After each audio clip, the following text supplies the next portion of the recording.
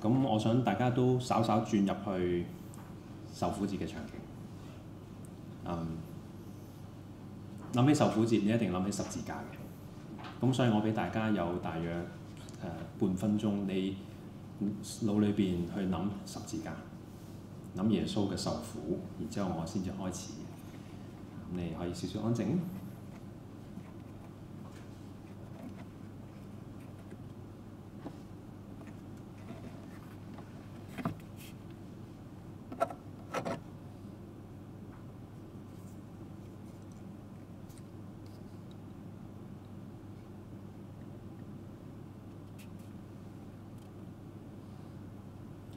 從十字架翻去前到底前啲，去到客西馬尼園嘅景象，係今日我哋讀嘅經文嘅其中一個嘅背景。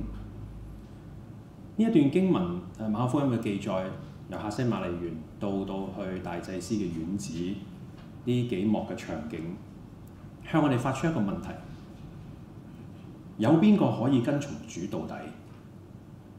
有邊個可以跟從主到底？呢個選段係應該要推我哋去諗，如果12門徒都唔得，邊個得？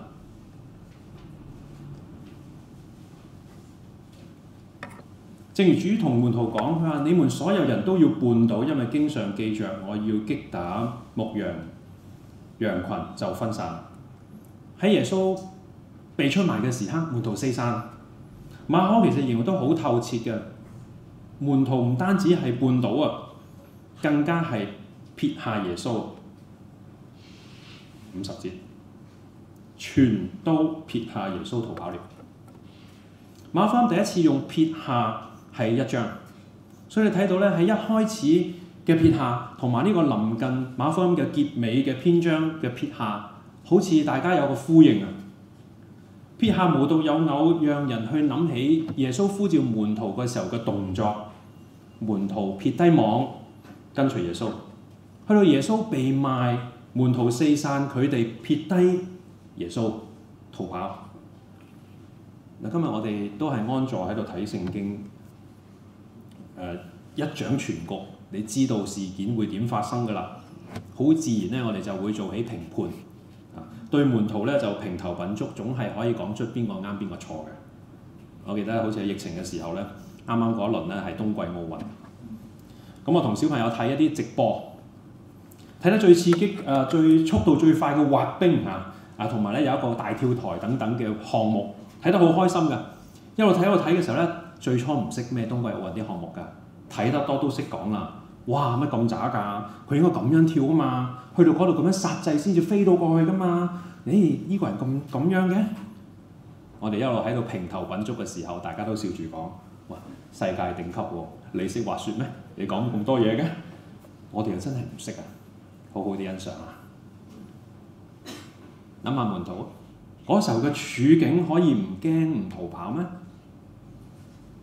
客西馬尼園嘅景象，猶大呢個叛徒為大隊嘅差役領路，好似呢幅玻璃畫裏邊所顯示嘅。按照福音書其他福音書嘅記載，原文嘅用字應該係咧，猶大帶咗一隊嘅人馬，呢個字係顯示嗰個編制最少係200，甚至可能係600人。一隊600人嘅兵攞刀攞棍嚟捉耶穌，門徒咧200刀，600對2，驚唔驚？梗係驚啦！至於點解要咁多人去捉耶穌，其中一個解釋就係從猶大嘅説話得知啊。猶大提嗰啲嘅祭司長嘅侍衛啊，你哋捉佢嘅時候要好好睇實佢啊，因為猶大睇過太多耶穌所行嘅神蹟啊，太犀利啦！600人呢個編制，耶穌應該插翼難飛啩？面對600大軍浩浩蕩蕩，門徒驚唔驚？驚！再講驚嘅時候做出嘅反應，真係有門徒出手護衛耶穌啦。用刀削咗大祭司僕人嘅耳朵。嗱，對於大能嘅耶穌基督，門徒喺呢刻或許都係寄望耶穌、奢望耶穌唔好乖乖就擒啊！顯神力、行神蹟，600人算得什麼？不過耶穌出口制止，反抗冇可能啦，失敗啦，仲要怕被追究上身唔走？就算耶穌斥責祭司長嘅人，點解鬼鬼祟祟夜晚去捉佢？耶穌自己都補上一句啊，不過這是要應驗經上所記的話。即係點啊？即係話唔會有其他神蹟發生㗎啦，唔會有㗎啦。耶穌極其自我限制，咁仲有啲咩希望呢？喺現場眼前嘅景象，十架嘅遠景，其實真係絆倒咗門徒㗎。因為一路去耶路撒冷嘅路上，佢哋係會睇到呢啲路上一個又一個嘅十字架。羅馬殖民政府係用呢種方式去威嚇殖民嘅人，所以呢啲嘅十架嘅景象喺佢哋上耶路撒冷嘅時候好清楚。如果呢一刻唔敢做，結局就喺上面。我哋可以怪佢哋嘅本能反應咩？畢竟逃跑都係太輕嘅語氣啊！原文其實有帶有離棄嘅意思，棄主前途。3年嘅門徒之旅仲未學識主嘅教導，十架喺人睇嚟係一個失敗者嘅句號。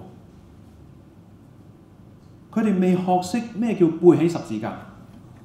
馬可獨家嘅報導仲有一幕係襯托呢件事嘅，有一個年輕人光着身子，只披着一塊麻布，尾隨着耶穌。那些人捉住他，他就丟下麻布，光着身子逃跑了。呢個年輕人嘅身份咧，資料極少嘅，好難斷定。有一個講法就好可能咧係馬可自己留喺經文裏邊嘅復活彩蛋，就好似而家啲電影導演咧會喺自己拍嘅電影當中咧即係客串一兩個角色啊，咁啊你認識個導演你就會揾到原來咁樣嘅咁樣嘅。馬可係咪咁樣將自己寫入經文入邊呢？呢個講法都有一啲可能㗎，畢竟極可能就係逾節晚餐嘅地方就係馬可媽媽嘅物業。但係同時早期教父嘅文獻都表達馬可本人未見過耶穌，所以我哋可以斷定嘅可能性有好多，但係冇辦法講實呢個年輕人係唔係馬可自己。無論嗰個年輕人係邊個，呢一個記載嘅圖畫反而更加突顯門徒喺危難同埋混亂當中嗰種狼狽同掙扎。年輕人嘅麻布其實係細麻布，係靚嘅布，係富有人家先至有㗎。如今為咗全身而退，連昂貴嘅財物都唔理，連尊嚴都拋低，赤着身子求嘅就係要避開咯，唔會上嗰啲嘅十字架咯，唔會同耶穌一樣嘅下場。各位啊，如果係咁嘅話，經文其實追入你同我嘅心，去問有邊個可以為主捨己？彼得的確有咁嘅心意喎，佢同主耶穌講啊，所有人都絆倒，我唔會，就算要我同你一齊死，我都決不唔會唔認你。但係耶穌已經同門徒作出3個預言，頭2個，第一有人出賣我，應驗咗啦；第二門徒四散，實現咗啦；而家彼得即將要實現第3個預言。喺呢度我哋更加可以明白耶穌喺客西馬尼園一早同佢哋講啦，祈禱啊，你哋要警醒禱告，免得陷入試探啊。喺試探同危難嚟到，門徒願意都會敗陣。耶穌俾咗個方法佢禱告，但係佢哋依然睇我手上有嘅刀，我可以有嘅志向，我發出嘅誓言。但係眾人結果都係全都撇下耶穌逃跑了。我唔想引用一啲絕境依然站穩嘅見證故事做例子，我反而諗起咧9年前睇嘅一套電影《沉默》，我相信好多同道都睇過。喺電影當中嗰日本幕府時期嗰種對基督徒逼迫以及殘弱身邊嘅人去逼佢要叛教嘅手段好得人驚，片中每一個都受盡身心折磨。睇完之後我有啲感想，真係好難受一路睇。但係睇電影，我嘅想法就係其實都係消費嚟嘅啫噃。買票入場，冷氣軟座，靠上扶手喺度欣賞百幾分鐘嘅認真製作，我都好認真嘅，有認真流淚。但係我只能夠承認，我都係消費，唔係默想，唔係禮拜。面對生命同埋受苦，冇辦法以消費去救贖。每一刻，其實我哋人生都作緊信仰嘅抉擇。我哋更加要承認，片中任何一個人嘅掙扎，我哋都未必代入到。喺當時睇到一個另一篇嘅電影觀後感嘅文章，我好認同佢嘅講法。嗰個文章嘅作者咁講，佢一路睇落去，佢一路無奈啊，佢亦都無地自容啊。佢話唔好話我學耶穌啊，我學嗰個神父遠渡重洋，為主犧牲，唔好講嗰啲，我連當中嘅大部分嘅村民嘅水平我都達唔到啊！弟兄姊妹，我哋做到村民先講，或者我哋誠實面對自己嘅軟弱同失敗，係喺受苦節內省嘅起點。弟兄姊妹，如果你係客西馬尼嘅門徒，你會有唔一樣嘅選擇呢？今日你有冇為主而站穩啊？第日你可唔可以依然確保如此啊？求主憐憫我哋。因為有猶大帶路，祭司長一大隊人馬成功捉耶穌，猶大嘅宗教領袖緊急召開 EGM 臨時公議會夜審耶穌啦。目的一早交代咗㗎啦，佢哋係咧快審耶穌。不過最可怕嘅就係呢個審訊有預設嘅目標嘅，就係要整死耶穌咯。呢兩段經文佢哋已經表達得好清楚㗎啦，最終係要將佢殺死，唔好留低佢，唔好有後患，唔好影響佢哋。以耶穌嘅死亡為目標，係主導咗整場嘅聆訊。所以喺成個公議會嘅過程當中，佢哋唔係去確認耶穌有罪啊，而係去設法諗法子尋找證據入耶穌罪，好除掉殺死、處死耶穌。公唔公正、合唔合理，明顯不過啦。馬可用咗一句簡單嘅説話篤破呢一場虛偽嘅審訊，搞咗一大輪55節，最後寫咩啊？卻找不到什麼，假證供錯漏百出，唔對嘅。而馬可唯一記低證人嘅一啲嘅假證供係關於聖殿。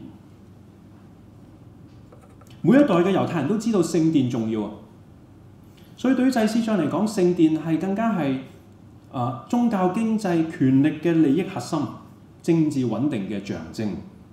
邊個掂聖殿、搞聖殿都會出事嘅，所以攞呢個議題出嚟講，好吸引人。就連比拉多呢個軍頭都撞過板，喺一啲嘅文獻記錄顯示咧，佢最初去到耶路撒冷執政嘅時候，佢搞過聖殿，整咗啲嘢去，引起民憤，於是咧佢要急急去撤走佢所擺入去嘅嘢。喺呢個位以聖殿問題入手容易啲喎，可以入罪喎。係啊，耶穌潔淨聖殿嘅舉動，啱啱幾日之前嘅事啫嘛。耶路撒冷嘅人個個都講緊嘅，過節嘅人都講緊嘅，全城人都知啊。不過我哋停低諗一諗，耶穌到底喺嗰時候講過啲咩關於聖殿嘅呢？其他福音書、約翰福音咁樣記載：你們拆毀這聖殿，我3天內要把它重建起來。呢句説話話俾你聽，你睇清楚邊個拆毀聖殿啊？你們，唔係我。耶穌冇話佢要拆毀聖殿。對於聖殿嘅建築物，下一句馬可福音13章嗰度講，係表達緊將來嚟臨嘅歷史事件，唔係耶穌會作出恐襲啊！面對前後矛盾嘅證供，耶穌嘅反應係點啊？沉默。所以大祭司企起身，喺佢企起身嘅時候，事情似乎有發展，有咗新嘅方向。大祭司問佢：你係咪嗰個受稱頌者嘅兒子基督啊？耶穌開口喎：我是。祭司長好似執到咁，立即宣告揾到罪證，人人都係證人啦，唔使再講落去啦。夜審嘅目標達成啦，揾到啦，可以下一步啦。大祭司話佢講褻瀆嘅話，褻瀆嘅話喺律法書裏邊係講緊得罪神或者冒犯神嘅説話。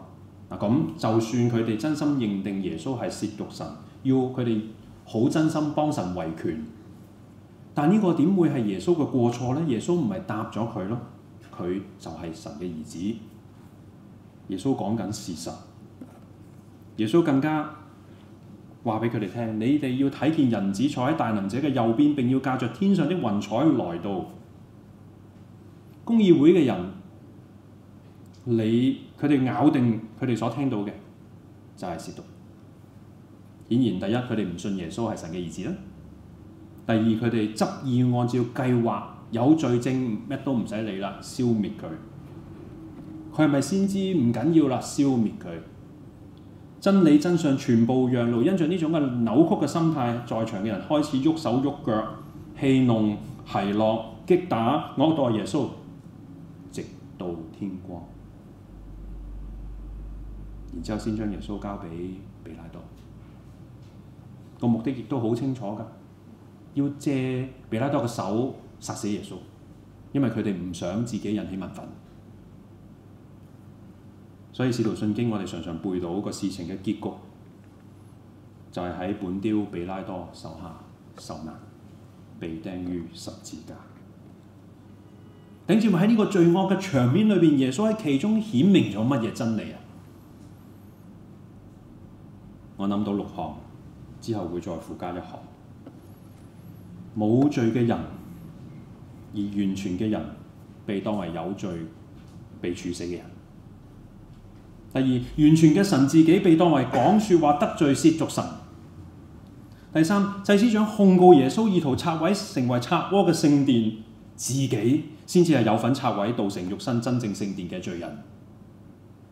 第四，公議會以為自己審訊耶穌，但係佢哋嘅作為卻係基督將來駕着天雲降臨審判列國，包括公議會嘅人嘅時候真實嘅證據。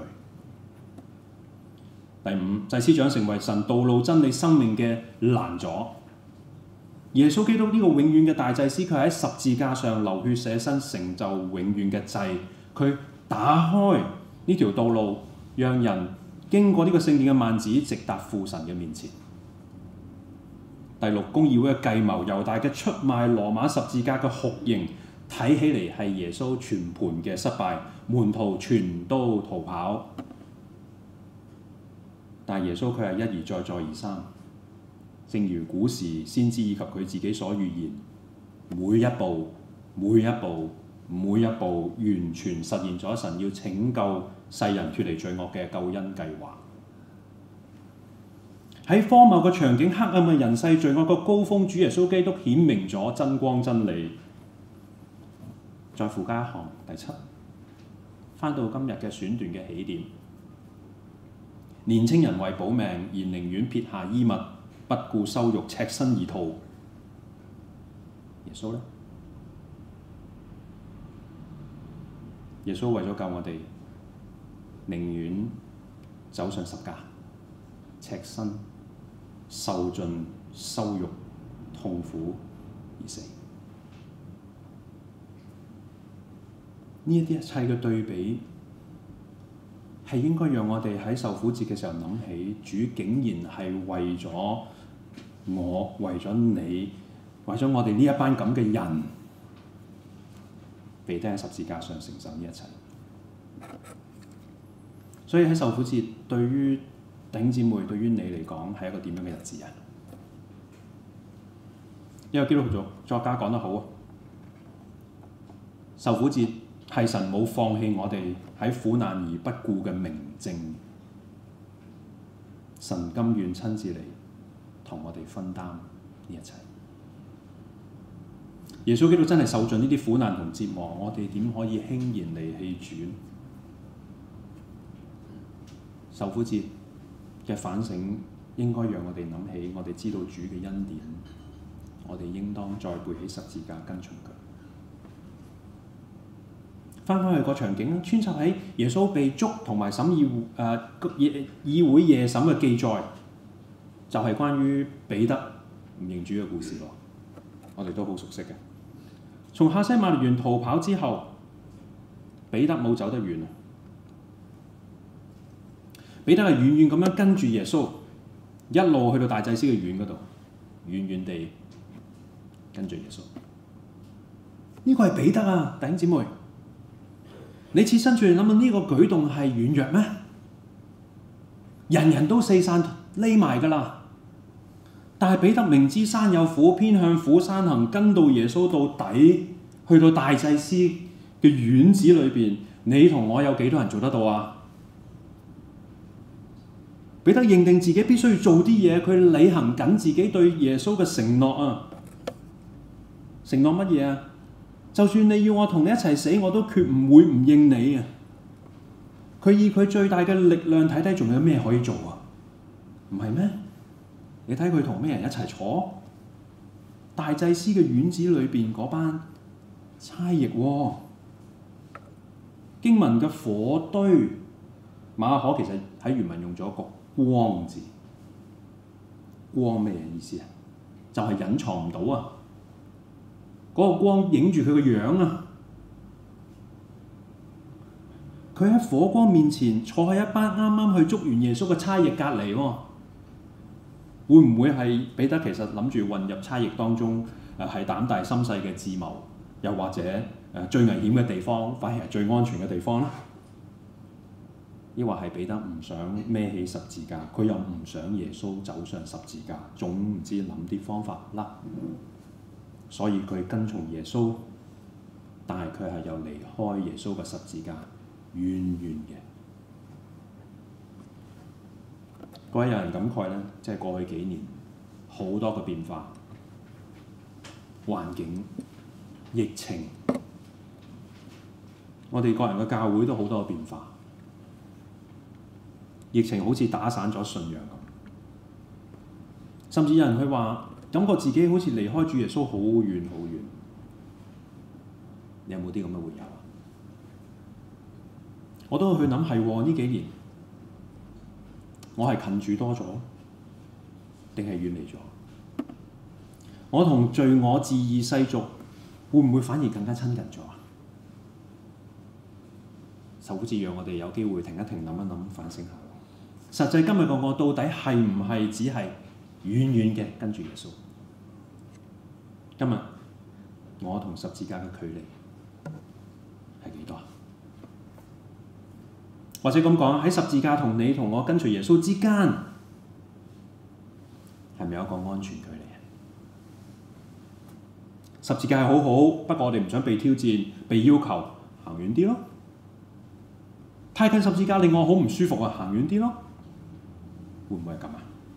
行遠啲，唔使全然撇下噶，唔使擺上生命噶，冇咁多要求，遠遠地望住得啦。彼得都盡力遠遠地守住佢嘅承諾，但係唔好話犧牲啦，冇背起十字架嘅跟從，行遠咗係弱不禁風。耶穌對門徒嘅3個預言：第一，有人出賣主；第二，門徒四散，應驗咗啦；第三就係彼得3次唔認主。呢個咁勇嘅彼得，佢3次唔認主。耶穌已經講過俾佢聽㗎啦。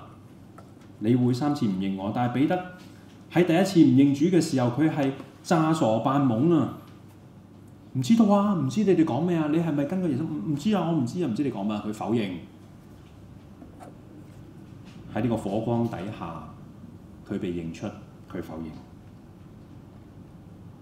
第二次，佢又再度否認。到咗第3次，彼得竟然個否認仲要加啲嘢啊！你睇到綠色嘅字咯，賭咒發誓。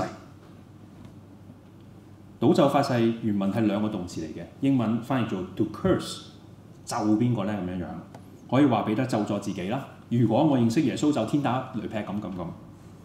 甚至彼得係應該係咁樣表達，佢係強烈否認呢一個被咒詛嘅人啊！你哋捉住嗰個係被咒詛嘅人，我唔識佢，係咪情有可原，抑或係超級大錯？彼得心知肚明，所以當雞叫之後，耶穌講句説話，彼得諗起佢就喊。明明彼得係12個使徒當中跟隨耶穌跟得最盡嗰個，比其他嘅門徒跟得最貼嗰個，去到呢一刻仲喺耶穌附近遠遠望住，但係佢係比其他門徒更徹底嘅失敗。結果喺罪惡同死權嘅威嚇底下，彼得淪喪為撇下耶穌逃跑嘅人嘅其中一個啫。而且佢逃跑得更無恥，佢要詛咒嚟到甩身背叛得罪耶穌。各位，我哋以人嘅血氣勇謀決心為主做大事，可以係一場空。冇基督嘅十字架，我哋只不過係弱不禁風。你話我知啊，於是你開始背初信班嘅金句咯，唯有基督在我們還作罪人的時候為我們死。係啊，我哋係罪人，我哋好似明，但係我哋感受幾多呢？或者喺受苦節，我哋諗係乜嘢原因要令到耶穌上十字架呢？咪就係因為我哋呢一班人嘅罪咯。我哋嘅人性就係咁。我哋或者會感受翻罪唔係一件輕鬆嘅事，於是我哋又再立志熱心參與。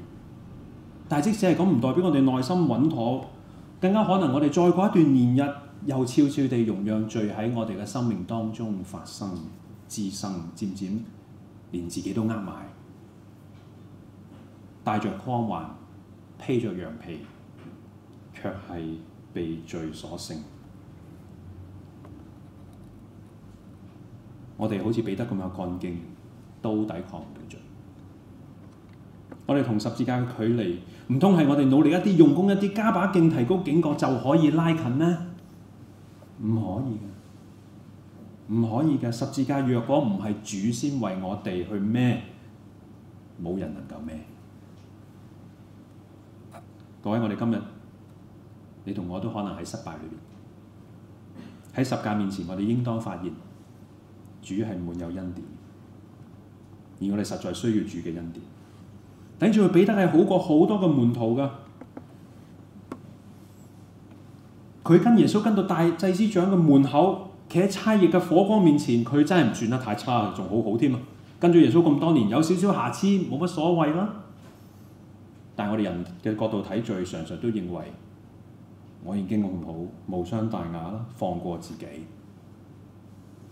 或許呢一個特別喺今天我哋一齊作教牧嘅同道，呢個更加係我哋嘅試探。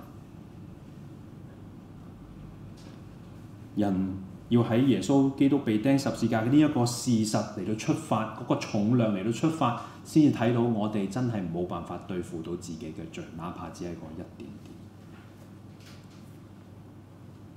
罪係好重大嘅事。呢個係耶穌寫喺十字架上面俾我哋睇見嘅現實。同時耶穌被釘喺十字架受死，宣告另一面嘅現實。基督從十架捨身就係要將我哋從呢個自我、自力、勇氣行到盡，從呢一種嘅自以為是當中，從呢個罪裏邊，或者從失敗嘅罪疚當中救翻出嚟。所以各位啊，翻返去一起初問大家嘅問題，有邊個可以跟從主到底呢？呢個選段裏邊12個門徒都唔得，邊個得啊？十架同我哋之間讓我哋睇見罪，但係同時讓我哋睇見寬恕。後來嘅經文讓我哋知道，彼得呢個信心盡失、違背諾言、唔認主嘅人、咒詛主嘅人，第3天佢亦都被點名，可以得知主耶穌復活嘅消息啊！耶穌嘅吩咐，你們去告訴他的門徒和彼得，點名。主冇好似彼得撇下佢，留低佢喺大祭司嘅監獄裏邊一樣。主卻係死喺十字架嘅時候，將呢個撇低逃跑唔認佢嘅罪已經還清。再一次，只要佢翻返去主身邊，佢就得着再一次忠於主嘅機會。各位，喺背十字架嘅路上乏力，我哋會後退跌倒嘅，但係我哋由承認自己嘅軟弱為起點。有時候我哋好似人哋行多幾步，但係我哋都係冇擁抱到基督十架咁樣跟隨。即使我哋大發熱心，好多個服侍，好多個掌聲，好多個光環，我哋要留意清楚，或者我哋只係遠遠咁樣跟住耶穌嘅啫。我哋更加不得不承認，絕大部分時間我哋都係留喺一個同十字架有安全距離嘅環境。我哋所謂嘅忠誠，依然係充滿住人嘅罪性同軟弱，不堪一擊。但係我哋嘅出路，受苦之讓我哋記得，就係主基督嘅十字架，係主甘願行上十字架。佢寫十字架顯出呢個罪嘅沉重，無比嘅沉重，但係佢所顯出嘅能力、恩典同埋愛更加大。所以我哋只管知道呢個咁大嘅恩典，再一次孭起十字架，唔係遠遠啦，係近近嘅，天天背起十字架，跟從耶穌。呢個係主對我哋一次又一次嘅吩咐。我哋一齊祈禱。主，或許我哋去重溫呢一段嘅段落，我哋去思想幾個月後嘅受苦節。但主啊，我哋知道，我哋能夠重溫都係恩典，俾我哋再服侍你嘅人，無論我哋喺台上定台下，依然要明白你恩典嘅重。喺今天，我哋就去背起十架，真實背起十架，近近嘅跟實你，幫助我哋每一個。多謝你，我哋祈禱係奉耶穌基督得勝名字祈求。